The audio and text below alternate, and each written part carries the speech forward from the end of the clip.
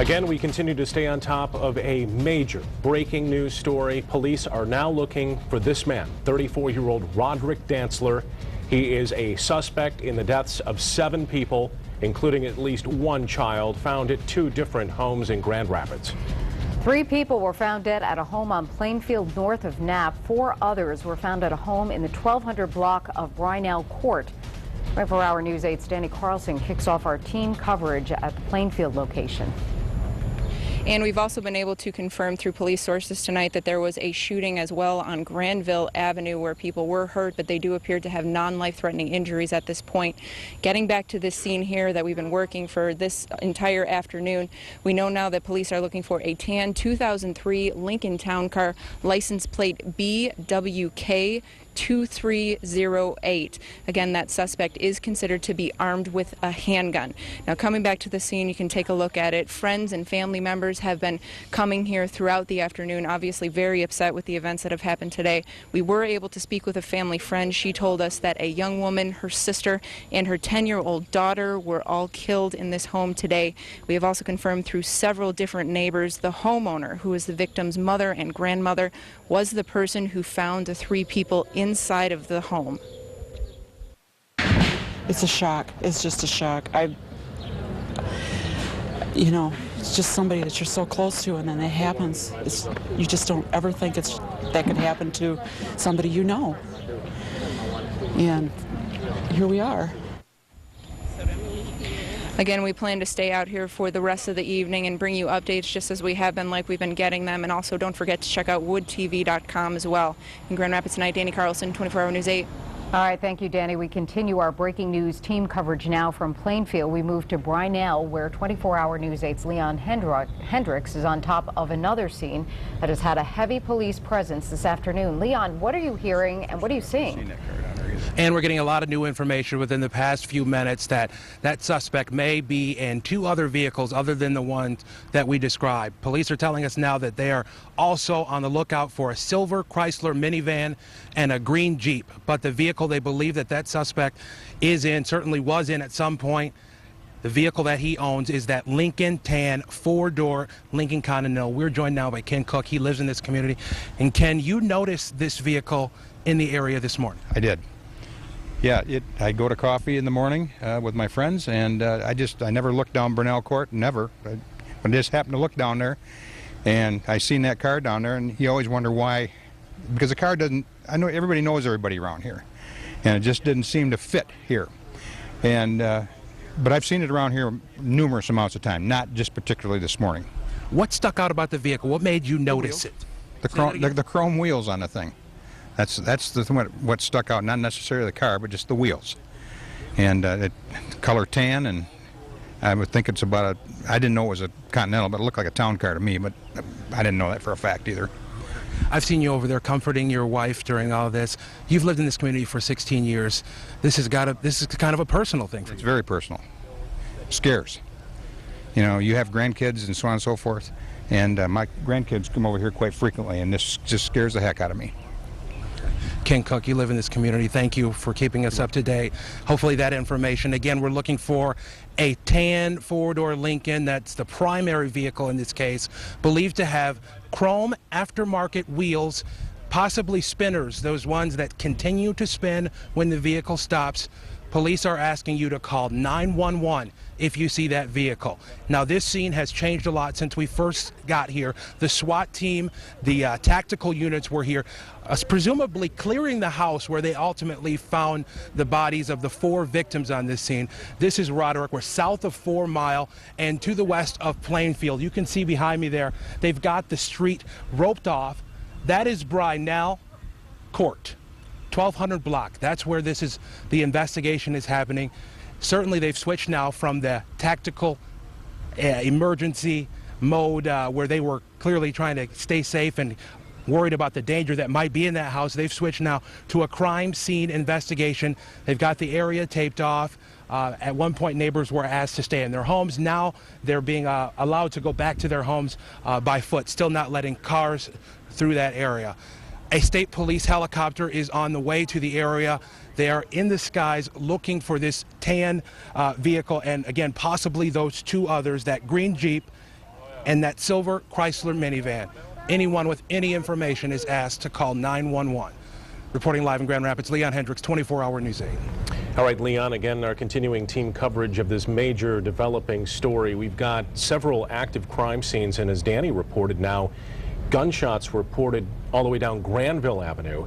Gives you an idea of that this is a widening scope in an investigation, and police, again, searching for this guy who's out there somewhere. And that's not something you miss. When you hear gunshots, they are very obvious, although around the 4th of July, people may not suspect anything unusual. So. No, good point there. But again, what appears to be just a massacre. 7 people, including children, dead today. I think we want to go down to Rick Albin, who is standing by for us. Is that true, Brand? Rick, what do you got? Right, Brian, you really called it right. This is one of the most horrible crimes that we have seen in our area in a long time. If, as we are being led to believe, there are 7 people who have been killed, but we cannot lose sight of the fact that there is also a very active manhunt for a person that they want to talk to about this, a suspect in this case, and his name is Roderick Shante Dantzler. This is what he looks like, according to the information that we have been able to find on the internet. We've also been able to find that this is not the first time police have been looking for him. Back in 2000, we know that he had an assault with intent to do great bodily harm, less than murder. That was a conviction in 2000. Now, we heard Leon tell us earlier that we believe, or at least he was told by someone they believed, that Dantzler had just gotten out of prison. We have talked to a family member of what we believe to be one of the victims, and that family member told us, to her knowledge, that Dantzler was bipolar and did not take his medication regularly, that he had been involved for a while with this person that we believe is a victim. We, of course, don't have any of that confirmed, so we're going to be very cautious not to start talking about names. But what we do know is police are looking for this 6-foot-tall, 180-pound Roderick Dante Dantzler. We know that at this moment they are looking for him in a number of areas. You heard the description of the car. Leon also told us that they're bringing in a state police helicopter, which means there are multiple agencies involved in this, and clearly a very serious manhunt for someone that they believe may be responsible for one of the worst crimes we've seen in West Michigan, perhaps in decades. Brian? All right, Rick Albin down at the live desk for us. We appreciate that. Again, we don't know what connection that these two scenes have and what connection Dantzler, the suspect, has to any of these 2 crime scenes. All right, we just know that the homeowner was related to the suspect. Yeah, so. on the initial call, that's right. Let's go down to Joe LaFurgie. He's on the phone right now. Joe's been covering this today. Joe, what do you have for us that you've been working the phones? Yeah, and Brian, we've been pretty much got in the car once we first heard this and started driving around to different locations where we would hear police agencies gathering, where they might have got a tip to where the suspect might have been. And as you can imagine, it has been just an extremely fast situation, extremely spread out situation. One place we ended up at was Boynton. It's a street just off of Fulton. Heavy police presence there around 4:15 this afternoon.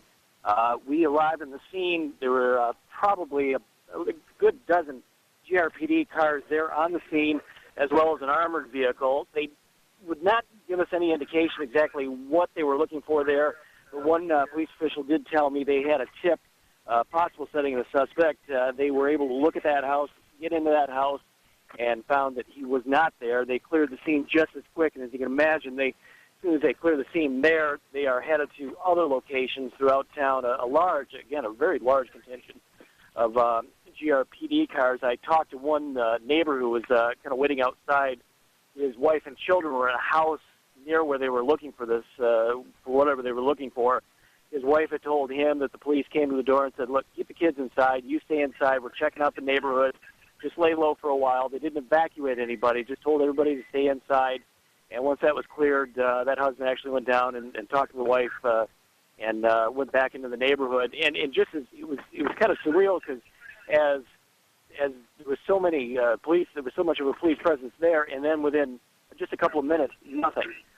Everybody cleared the scene, and obviously police have a lot of leads they're checking on right now, and they need every officer they can get. I've heard throughout the afternoon the first shift at Grand Rapids Police was held over, and they brought in the second shift early. So a very large contingent of officers out on the street right now looking for this suspect. We're also checking out a couple of other areas. I think somebody mentioned Granville Avenue. We were down there earlier. we had some indications that there was some sort of shooting down in that area, Granville and Martha, possibly involving the suspect's car. We've been checking that out. So a lot of information to sort out, a lot of places to check, multiple scenes to check out. And obviously we're on as many of them as we can and hoping that police have some luck in finding the suspect and bringing this to an end. But obviously a very violent day here in Grand Rapids. Joe LaFurgie, thank you for that report over the phone as we continue to watch live pictures of police activity. This is on Brynell. This is the scene where 24-Hour News 8's Leon Hendricks is standing by. Leon, do you have anything new? Well, Brian, we have learned some new information. We know now that the victims killed in this situation here at the home on Brynell, they are 3 women and 1 man. They have not specified who these people are, what relation they have to the house. But again, we know that they are 3 women and 1 man. We've been told that they are looking for possibly 3 different vehicles as vehicles that this suspect might possibly be in. Primarily, though, it's that Lincoln Continental. We just heard from a neighbor live just a few minutes ago who described that vehicle as rather flashy with the rims that it has, spinner rims, those kind that continue to move when the vehicle stops. He says that's what he noticed about the vehicle. He saw it on Brynell this morning. Police are now actively looking for that vehicle in an emergency fashion. A state police helicopter is in the air right now looking for that vehicle on the highways and wherever it might be. We are here. We did speak with someone who knows this suspect, this Roderick Dancel. He says that he described him as a violent person who's been to prison before. We're working to get more information on his background, but police certainly not hesitating to say that if you see him, do not approach him. He is armed and dangerous with a handgun. Call 911 if you see anything. Brian.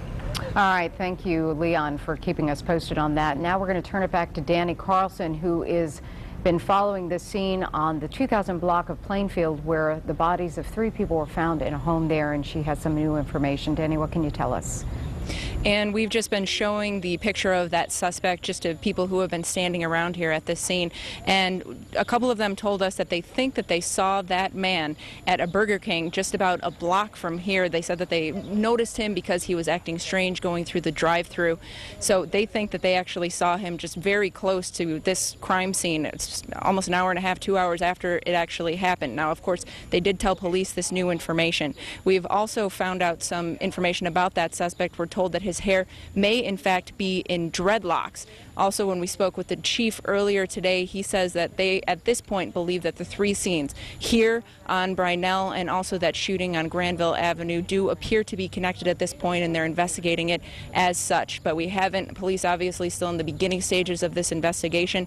But if you do see that suspect, call 911. As Leon mentioned, he's definitely armed and dangerous. Do not try to apprehend him yourself.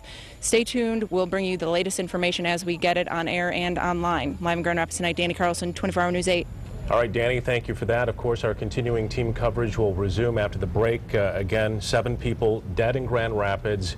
Police actively looking for a suspect at this hour who may be armed, is believed to be armed with a handgun, who is driving around in a tan, perhaps gold-colored Lincoln. And we will continue to follow the developments and have a lot more for you as this newscast continues. Right, as this manhunt now is continuing. We'll be right back.